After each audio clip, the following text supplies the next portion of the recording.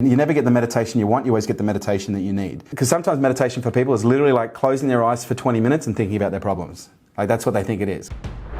Meditation means a whole spectrum. It's like saying the word health. There's the view of sitting on top of the mountain, sitting there with nothing going on.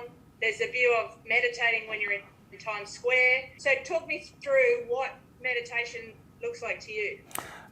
So I've trained in a few different styles of meditation. One style of meditation I've trained in is Vipassana, where you take a vow of silence for like the 10 days, you go away, you're not allowed to look at anyone, touch anyone, they segregate the men and the women.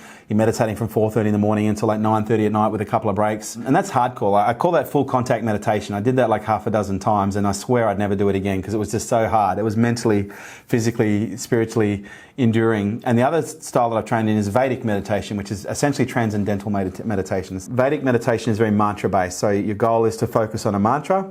And then over a period of time, that mantra just becomes an echo. And then all of a sudden there's no mantra. There's just the empty space that you hold in your head that was created from that level of focus. Whereas with Vipassana, it's more of a sensation-based meditation where, you initially start by focusing on the sensation at the top of your crown and then you slowly work over your body in a sweep and mask kind of way where you're literally just observing your body. You're observing the sensation of body and what it feels like.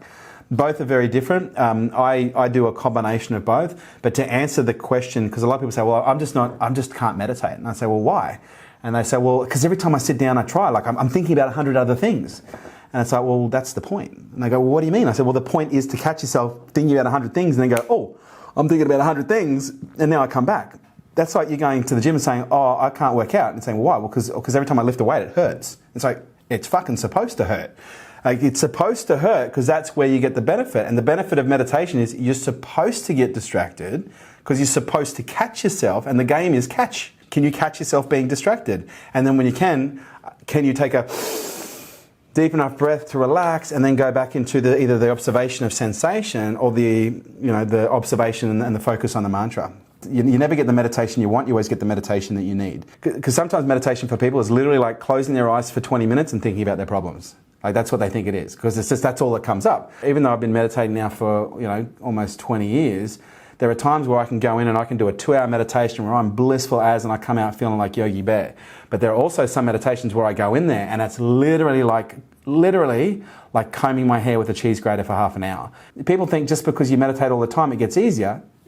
You get a high level of fitness, you get a level of conditioning, but you still have hard sessions. And that's like anything. Why do people not go to the gym? Because it's difficult.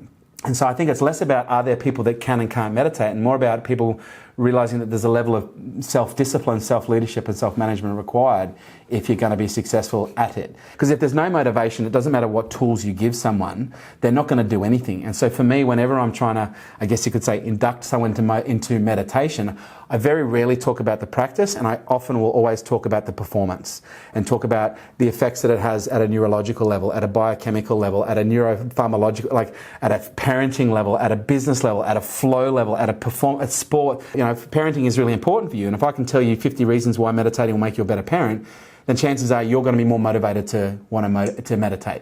But most parents aren't sitting there and going, well, let me think about the 50 reasons why. They're just going, fuck, this is hard. I don't like it. It's distracting. And I love that people, they go for the bliss. It's almost been sold, like peace and bliss, and it's actually hell. Yeah. But what you're doing really well is that sense of it is a practice. So that moment, we have a 4-year-old and there's tantrum going on. I remember being in Switzerland. We were in this bakery shop right at the beginning. Jordan pulls off this glass jar and next thing you know, break everywhere. And it was really intense. Meditation allowed me to get at that moment. I made it about something that was totally in my world. It wasn't about her. And Nat had a totally different reaction in terms of what was going on in her world. And meditation just allowed me to see that I was shifting my parenting because people were around. For me, it was more important that I make it okay with the lady from the Swiss shop than being with Jordan. And Nat just totally got, hey, this is about what's going on for our daughter right now. And so meditation to me is not like, didn't solve that issue. It just allowed me to catch. This makes it easier. It allows you to catch. And, and again, I think most people will focus on meditation as the answer. It's not. Most people focus on gym as the answer. It's not.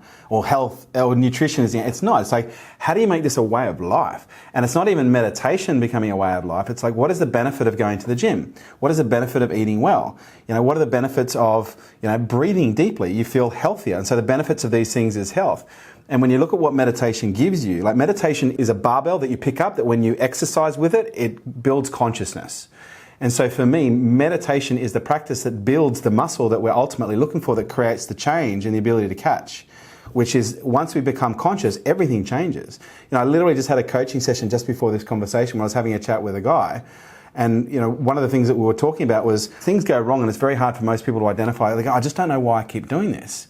And so people go, well, I'll read a book, but I keep making the same mistakes. I'll go to a seminar, but I keep making the same mistakes. We will keep repeating the mistakes that we make until we become aware of why we make them. And most people don't realize that everything that we do is not hidden from us. It's sitting just below the surface of noise that if we quieten our minds and listen, we can actually hear the suggestions and the commands that are playing out in our brain that are literally programming the behavior that we're seeing demonstrate and play out, that we're going consciously, why the fuck am I doing that? But when we quieten and we listen, we go, fuck, that's why I'm doing that. What am I saying? Oh, fuck, how long have I been saying that for? And most people have been listening to this little voice for so long that they think it's themselves, and it's not. It's a third-party entity that's not even fucking paying rent. Hey YouTube, thank you so much for watching this video. I would love to know in the comments below, what was your number one takeaway? Give me a thumbs up and hit the subscribe button if you'd like to see more content like this in your feed, and share this with someone you think that it might actually help. And I look forward to seeing you in the next video.